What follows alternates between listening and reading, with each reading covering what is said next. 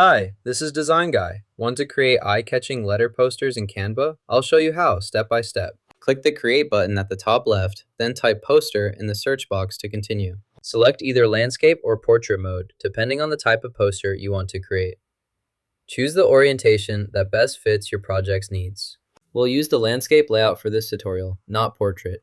In the Templates tab, you can explore a wide variety of available options. Browse through the many templates to find the one that best suits your project's needs and style. Select a poster template from the available options. In this example, we'll choose this design. Once you've selected a template, you can start editing the content, customizing text, colors, and images to fit your specific needs. To add another image, click the image icon and select your file. To change the background color, use the background menu and pick your preferred shade. After you've finished editing, click the Share button.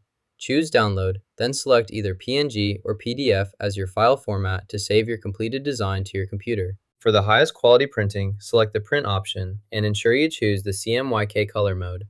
This is the standard for professional print results and accurate color reproduction. You've learned how to make a stunning letter poster in Canva. Hit like and subscribe for more easy design tips.